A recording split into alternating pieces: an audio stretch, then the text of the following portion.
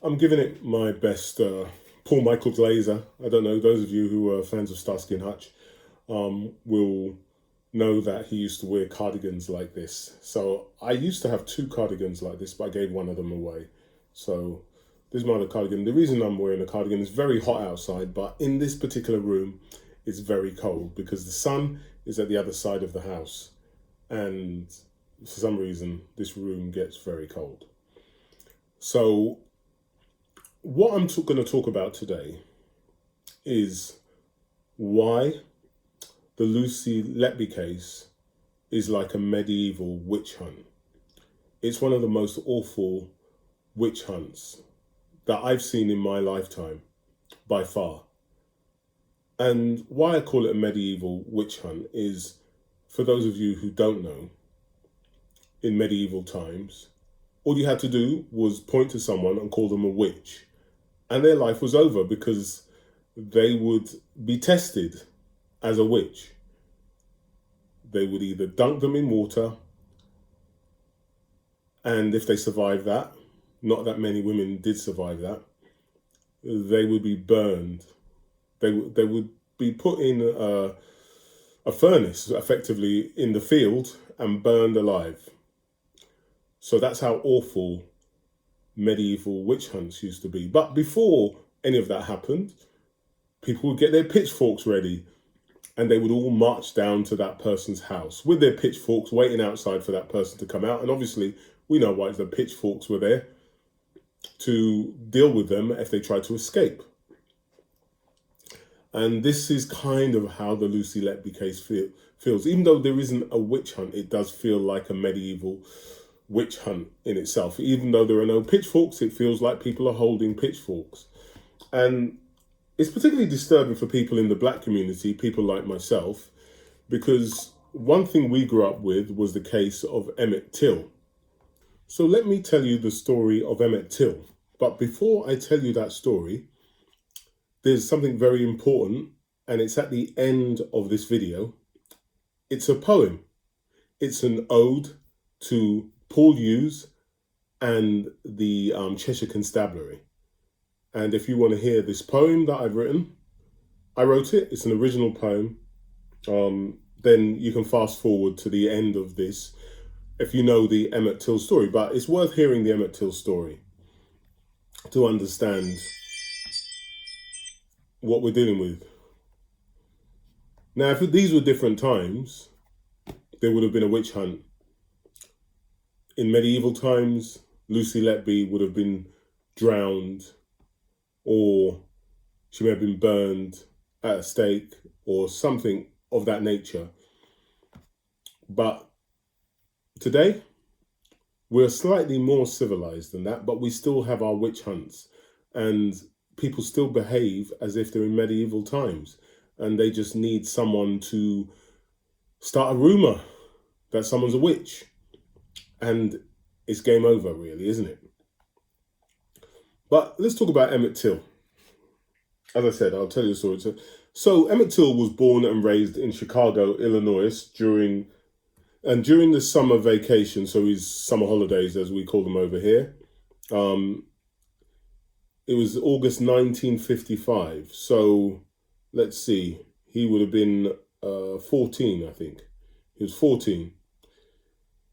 And there is a film about it. It's a very, if you look up the film Till, I think it's called Till, you'll see the full story of Emmett Till.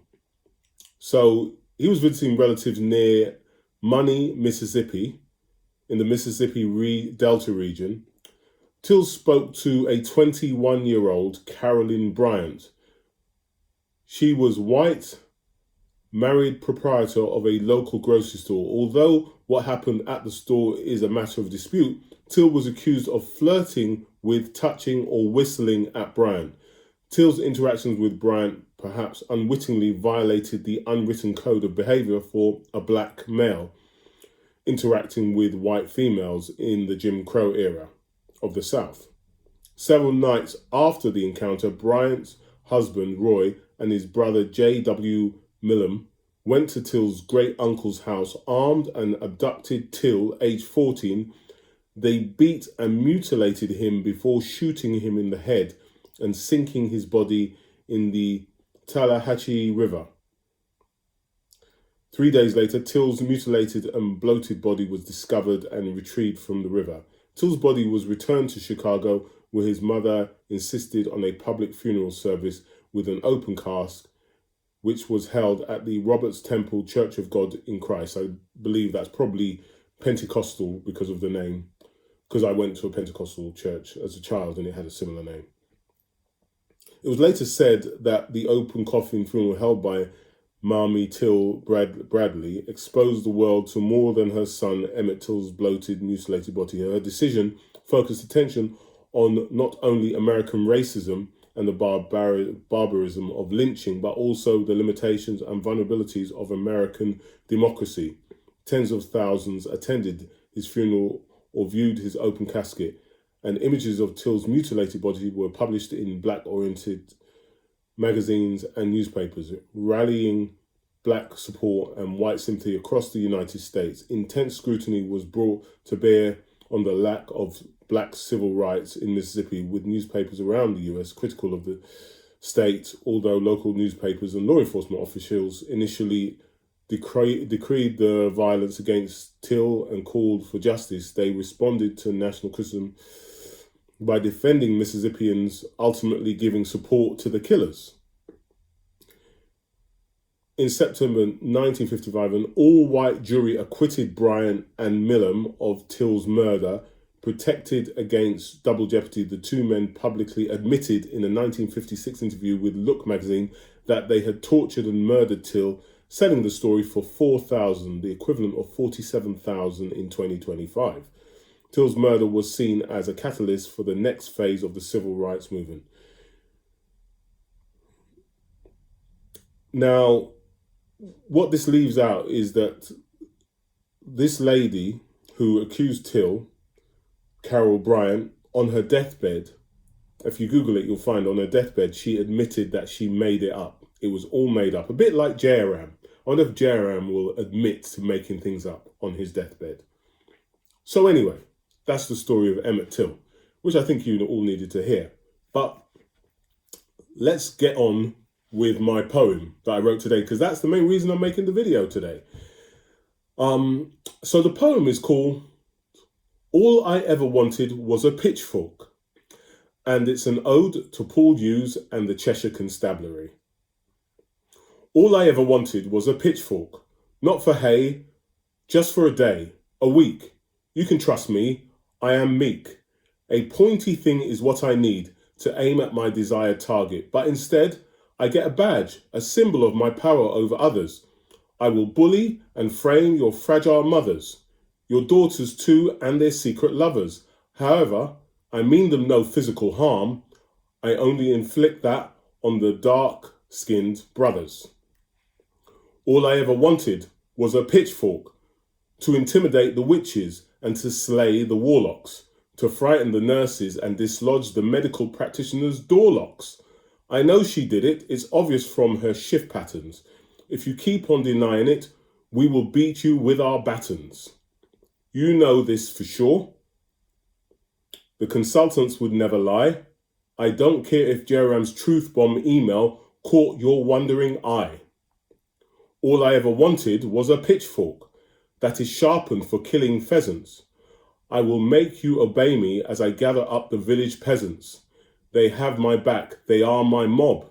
They know the truth, my brand of justice you will not rob. Who cares if the diary wasn't a confession? It has been determined to be as such by geniuses in my profession. You see, I am not just an average police officer, I am a super cop. I tackle every crime scene with my contaminated Countess of Chester mop. All I ever wanted was a pitchfork to lead my followers to the trial of the evil witch. That snivelling so-called innocent nurse is nothing but a nasty evil bitch. She's trying to ruin my career with the aid of the growing masses, but I will not rest until I see her smouldering and burning ashes. I have amazing mental agility. I can tell the innocent from the guilty, for I am Paul Hughes, the detective with psychic ability. There will be no court of appeal for Lucy. If you don't like it, you can sue me. Smoke screens I will create to guarantee her fate and ensure she will never see the light of day, because I always get my way by any means necessary. And that's the end of my little poem. I hope you enjoyed it. I'd be interested in your feedback. And as usual, please do like the video, share the video. Feel free to leave comments below. If you're not a subscriber, please do subscribe, and I will speak to you next time.